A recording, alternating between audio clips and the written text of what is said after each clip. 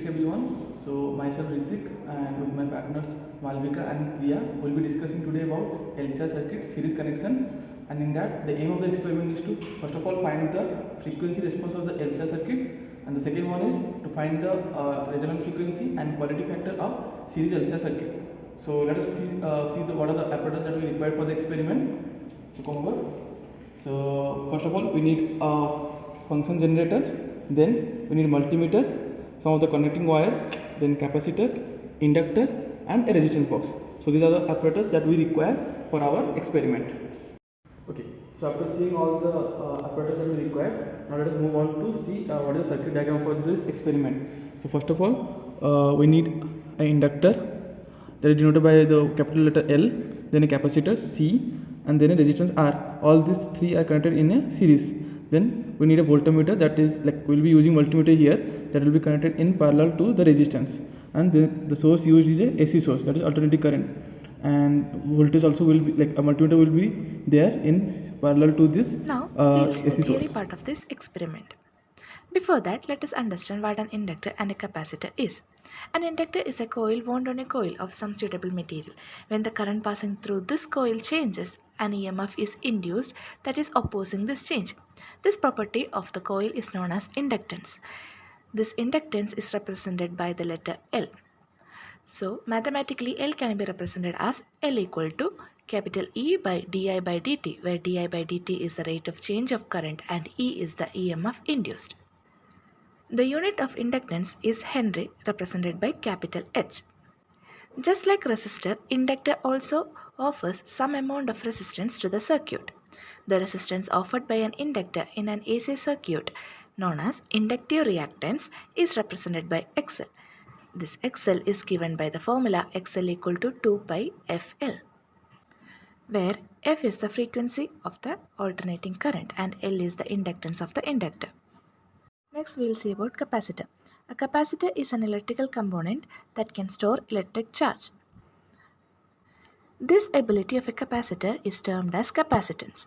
The charge stored by a capacitor is given by Q equal to CV, where V is the voltage applied across the plates. An important characteristic of a capacitor is it blocks the passage of direct current and allows only the alternating current through it. Just like resistor and inductor, capacitor too offers a resistance to the AC circuit, named as capacitive reactance and denoted by Xc.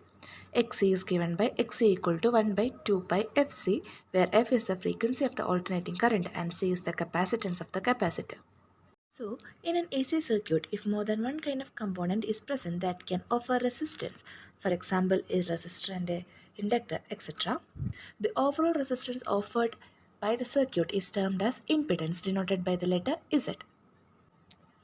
In an LCR circuit, the impedance Z is given by root of R square plus XL minus XC the whole square. An interesting characteristic of series LCR circuit is the phenomena of resonance. The phenomenon of resonance is common among systems that have a tendency to oscillate at a particular frequency. This frequency is called the system's frequency. If such system is driven by an energy source at a frequency that is near the natural frequency, the amplitude of oscillation is found to be large and hence provides maximum gain. In a series LCR circuit, an inductor, a capacitor and a resistor are connected in series with an AC source. As you can see in this figure, a voltmeter is connected across the resistor as well as the AC source. The voltmeter connected across the resistor measures the output voltage, while the voltmeter connected across the AC source measures the input voltage. In this experiment, the variation in the amplitude of output current measured across the resistor in response to a range of input frequencies is studied. Now, when does the LCR circuit oscillate with maximum amplitude? Of course, the LCR circuit oscillates with maximum amplitude when the offered resistance is the least. That is, the impedance should be minimum. Now, if we see the formula for the impedance, Z equal to root of R square plus XL minus XC the whole square. R is constant, but XL and XC have a dependency on the frequency of the AC source connected. So, if at a particular frequency, if XL and XC becomes equal, XL minus XC becomes 0. So, the impedance offers will be just because of resistor. So when we equate XL to XC, that is 1 by 2 pi FC equal to 2 pi FL, we will get the frequency as F equal to 1 by 2 pi into root of LC. This frequency is called the natural frequency of the LCR circuit.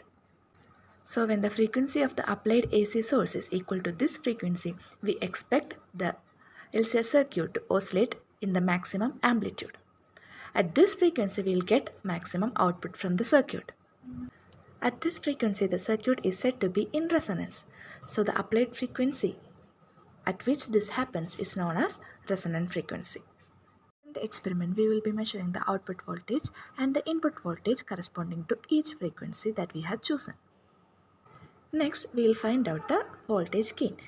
Voltage gain is the ratio of output voltage to the input voltage, represented by the capital letter A. So A equal to V naught by Vi, where V naught is the output voltage and Vi is the input voltage. After that, we will be plotting a graph of gain versus frequency. The graph will come out as shown in the figure. In the figure, you can see the maximum gain is represented by A naught. So the frequency corresponding to A naught, that is F naught, is the resonant frequency of this series LCR circuit. After this, from the graph we will find out the A naught by root 2. Then the frequencies corresponding to A naught by root 2 is also found out. If this is F1 and F2, suppose, then the bandwidth of the series LCR circuit is given by bandwidth equal to F2 minus F1. The quality of the LCR circuit is given by the quality factor Q equal to F0 by bandwidth. So now let us see the connections. So this is the inductor. So from the inductor will join to the positive terminal of the capacitor. Then from the negative terminal of the capacitor will join to the positive terminal of the resistance box. After that, from the negative terminal of the resistance box will connect the crocodile negative positive crocodile clip of the function generator. After that, from another end of the inductor will join the negative terminal of the crocodile end of the function generator. So now these all are in series. So now we need to put the multimeter in parallel. For that, we'll be joining these holders. We'll be using these holders and then attaching the black one or the negative one to the negative one, and then the positive one to the positive, that is the multimeter. And after that, this is done. This is the voltmeter across the resistors. So now after putting the multimeter in parallel connection with the resistance box, we need to go and put the multimeter across the function generator.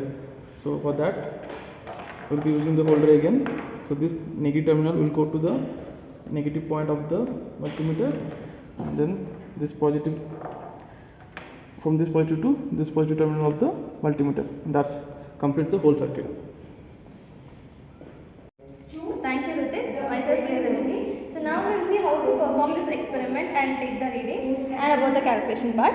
First, before starting the experiment, we have to note down the inductance value. Here it is 0.1 Henry, and we have to set the capacitance and resistance such that when we calculate the natural frequency, it should be between 5 kilohertz and 6 kilohertz. After calculating the natural frequency, we have to choose the appropriate range and common difference. So, for example, if our natural frequency is 5.5 kilohertz, so we have to choose a range from 1 kilohertz to 11 kilohertz, and common difference between them is 100 hertz. Start the experiment. So, in this setup, so this multimeter shows our output voltage and this multimeter shows our input voltage.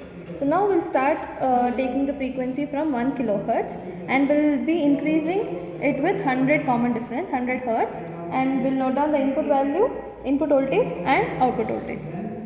So after taking all the readings, we have to calculate the gain. So gain we can calculate by finding the ratio between output voltage and input voltage. So after finding that, we have inductive reactance in the next tabular column. So that we can find out with the formula 2 pi FL in ohms. After that, we have to calculate the capacitive reactance. So that is by the formula 1 by 2 pi FC in ohms.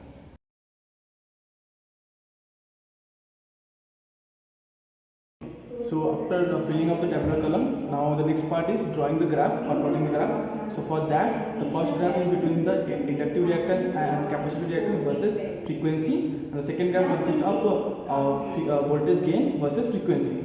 So now for example, let us see.